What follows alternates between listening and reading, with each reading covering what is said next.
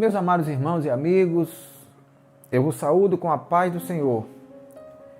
Renovo a minha alegria, a minha satisfação nessa tarde, por mais uma vez encontrarmos-nos neste canal para tratarmos da obra do Senhor, da qual você, com generosidade, tem sido nosso cooperador.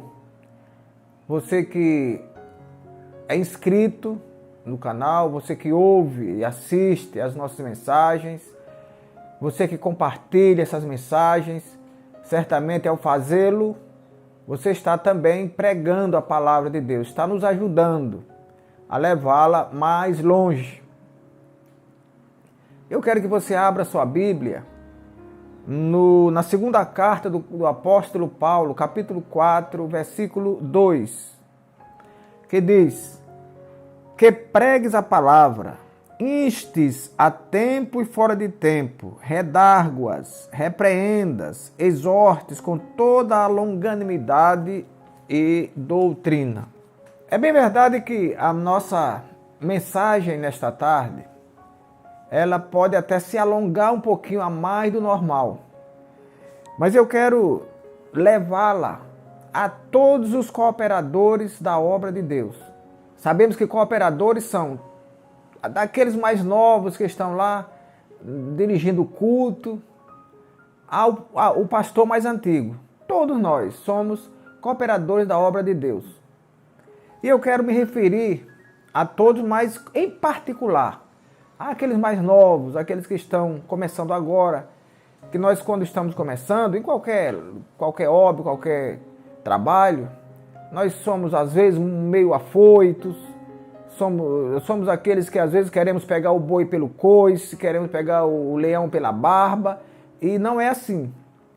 Temos que ter um controle, temos que ter uma moderação, para que tudo que fizermos seja, como diz a Bíblia, para a glória de Deus. E eu quero trazer uma mensagem, eu vou ler todos os versículos. Eu vou ser muito bem pedagógico para que você também, com muita paciência, aprenda ou relembre aquilo que você já aprendeu. Nós vamos tratar de 5 pontos que ajudam na cooperação da obra do Senhor. Nós vamos falar sobre o cooperador eficaz. Eficaz é aquilo que se torna útil para que possamos alcançar um resultado pretendido. Então, o cooperador eficaz, disso nós vamos falar nessa tarde. Então, nós vamos falar de 5 pontos. Nós vamos falar da habilidade do artesão, nós vamos falar da coragem do guerreiro, nós vamos falar da sabedoria do monarca, nós vamos falar da resistência do evangelista e do cuidado do pastor.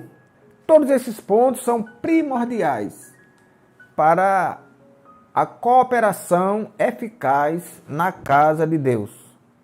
Quando nós falamos da habilidade do artesão, nós estamos nos referindo a Bezalel. Bezalel é aquele homem da tribo de Judá, cujo nome significa debaixo da sombra de Deus, que foi revestido da sabedoria de Deus para fazer toda sorte de artes na construção do tabernáculo. Para tanto, eu quero ler o capítulo 31, versículos 2, 3 e 6 do livro do Êxodo, que diz assim: e eis que eu tenho chamado por nome a Bezalel, filho de Uri, filho de Ur, da tribo de Judá, e o enchi do Espírito de Deus, de sabedoria e de entendimento, e de ciência, e em todo artifício, para inventar invenções, e trabalhar em ouro, e em prata, e em cobre, e em lavramento de pedras para engastar, e em artifício de madeira, para trabalhar em todo labor.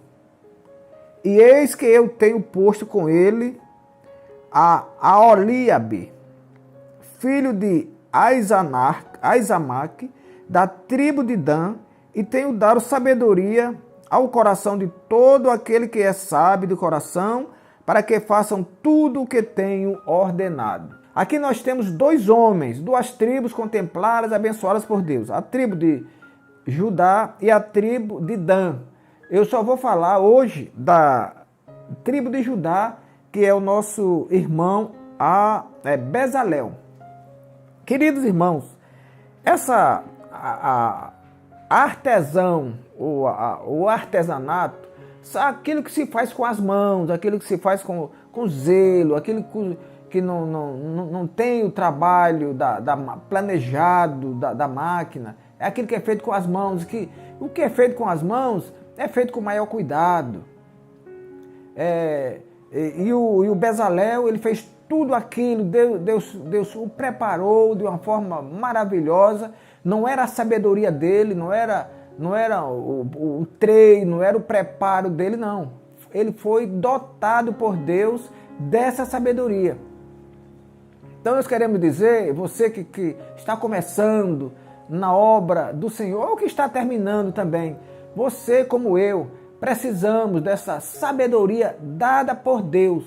É só colocarmos-nos no lugar e receberemos de Deus aquilo que vai servir, aquilo que parece que hoje não serve, parece que hoje não tem validade alguma, mas vai servir amanhã para fazer com que, ou para nos dar a saída em situações difíceis, para construir templos depois, construir altares, construir vidas, construir pessoas, que é essa arte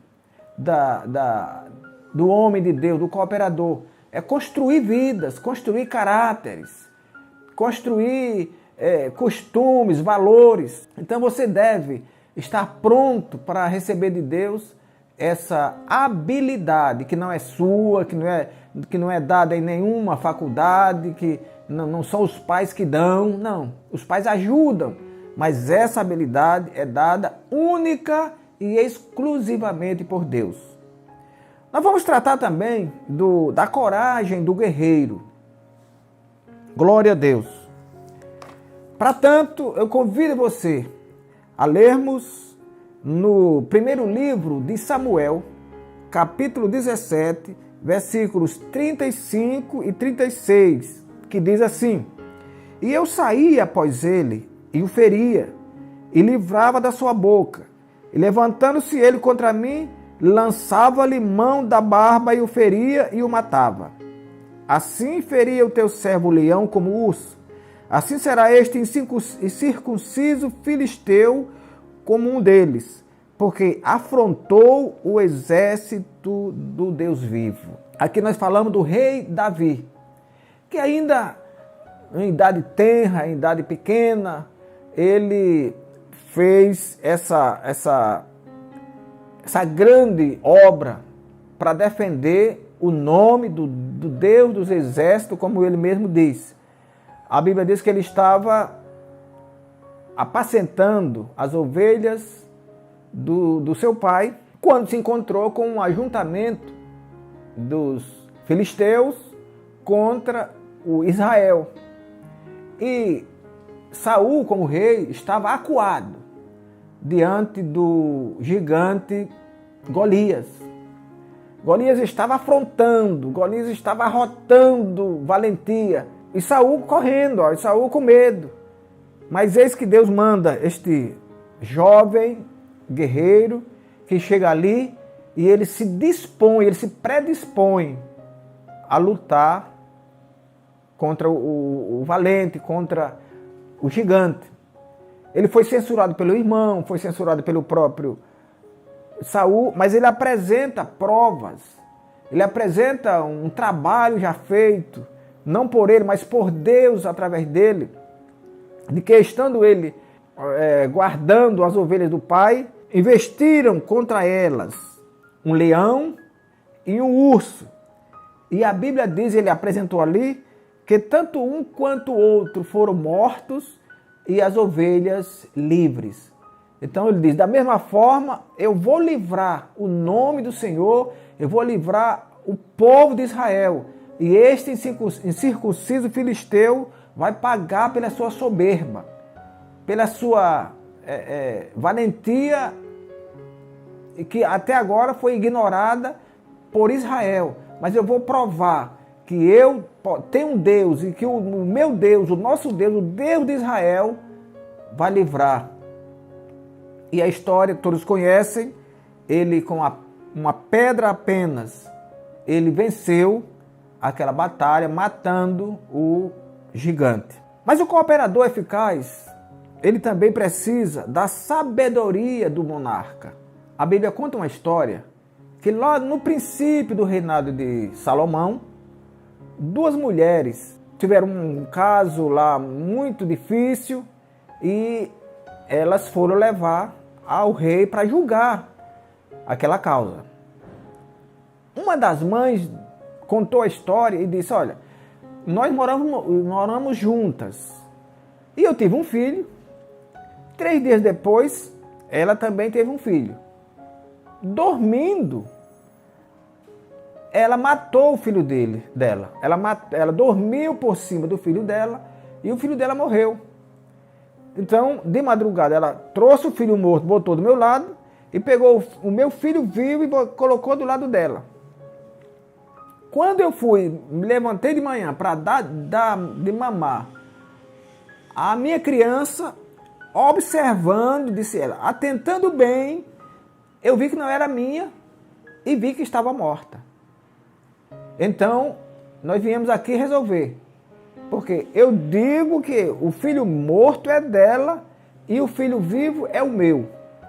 Ela diz que o filho morto é meu e que o filho vivo é dela. Meus amados irmãos, tinha que ter sabedoria de Deus, o monarca, o rei Salomão, para decidir aquela causa. E tem coisas que só Deus mesmo pode fazer. Vejam que a mulher que deu a queixa, ela demonstrava de todas as formas que era a mãe verdadeira. Primeiro, que ela tomou a iniciativa de levar a queixa. Segundo, ela disse que, ela conta a história, ela dormiu por cima e matou. E de manhã eu observei o filho. Eu não estou falando aqui do que não sei, eu observei e vi que, primeiro, não era o meu e segundo, estava morto. E qual foi a saída que Deus deu ao monarca? O Salomão pediu uma espada e disse, não, vamos fazer o seguinte, todas as duas que o filho vivo é dela. Então nós vamos fazer o seguinte, eu vou partir partir ao meio e dou uma parte a uma e uma parte a outra. Talvez isso satisfaça a vocês. Quando ele pegou a espada que ia proceder assim, a mãe do filho vivo disse, não faça isso não. Pegue o filho e entregue a ela. Para a mãe do filho vivo, importava tê-lo vivo, ainda que não sob a posse dela. Para a mãe do filho morto, não. Diz, não, pode partir, cada um fica com um pedaço. E aí o rei diz, não, entregai o filho àquela, ela é a mãe. Glória a Deus. Então, na obra de Deus, no serviço cristão, também encontramos situações assim, difíceis, que temos que pedir muita graça a Deus, gastar horas de oração, horas de jejum, para que Deus dê a resposta. E todos aqueles que querem ser cooperadores, que querem agradar a Deus na cooperação, devem fazer assim. Mas nós temos também de falar um pouco sobre a resistência do evangelista. O evangelista é aquele que leva a palavra, que enfrenta dificuldades, que enfrenta o sol, que enfrenta a chuva, que enfrenta as caras feias, que enfrenta os inimigos, que enfrenta as distâncias, para levar a palavra de Deus. O apóstolo Paulo, com Barnabé, entraram na cidade de Listra. E lá a Bíblia diz que, enquanto eles pregavam a palavra de Deus, uns judeus convenceram uma multidão que apedrejaram a Paulo e arrastaram e colocaram lá fora como morto. Mas a Bíblia diz que os apóstolos cercaram o amigo apóstolo, oraram por ele, e ele se levantou e saiu dali pregando a palavra de Deus. Glória a Jesus. Ele não saiu ali correndo, não saiu com medo, não ficou escondido, não. Ele apanhou, foi surrado, mas saiu dando glória a Deus por ter sido surrado pela obra do Senhor, pelo nome do Senhor. Corajosamente, ele já saiu dali pregando a palavra de Deus, dizendo que Jesus salva, dizendo que Jesus é quem batiza com o Espírito Santo, dizendo que Jesus é quem prepara o homem para levar para o céu.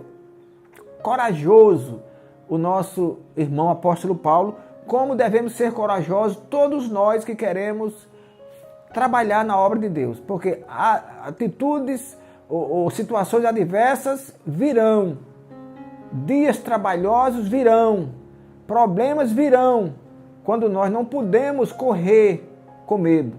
Temos que pedir graça a Deus, pedir coragem a Deus para resolvê-lo da melhor forma possível. E por último, nós temos que ter o cuidado do pastor. O pastor é aquele que dá a sua vida pelas ovelhas. Jesus dizendo, o pastor da terra, ele não chega tanto de dar a vida pelas ovelhas, mas ele dá o seu sacrifício, ele dá o seu trabalho, ele dá o seu tempo pelas ovelhas.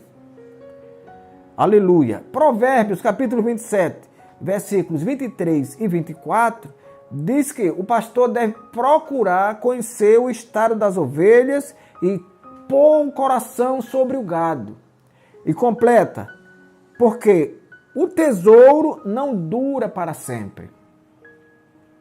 Veja que o grande trabalho, a grande recompensa do pastor não é enriquecer, não é acumular tesouro, não é acumular riqueza, porque essas não duram para sempre. O grande trabalho do pastor é colocar, procurar conhecer o estado das ovelhas, ver como é que elas estão e colocar o coração sobre o gado. Porque é isso que vai nos levar para o céu, é isso que nos dará galardão, é isso que nos alegra, em saber que eu preguei o Evangelho, as almas se converteram, estão na igreja e que estão aguardando Jesus também como eu. Esse é o cuidado que Deus quer de cada um de nós. Procura conhecer o estado, como é que elas estão? Estão doentes? Estão frequentemente na igreja? Estão nos trabalhos? Como é que elas estão? O pastor deve saber. Eu não estou dizendo aqui que o pastor tem que estar em tudo que é canto, porque aí só Jesus pode fazer. Essa é uma atribuição de Deus, de ser onipresente. Mas através dos seus cooperadores, através dos seus auxiliares, é que ele deve conhecer o estado das ovelhas. E conhecendo, a Bíblia diz, coloca o coração sobre o gado, isto é, nas suas noites de oração, nos seus jejuns, glória a Deus, é que devemos ter o cuidado de que as ovelhas não são nossas, são de Deus. Nós somos apenas responsáveis por elas. E o escritor dos Hebreus diz que nós vamos dar resultado delas a Deus. Nós levaremos a Deus os resultados que aqui obtivermos pelo cuidado que tivemos com ela. Que Deus então nos abençoe, meus amados irmãos, cooperadores eficazes da obra de Deus, que continuemos fazendo isso, sem tristeza alguma.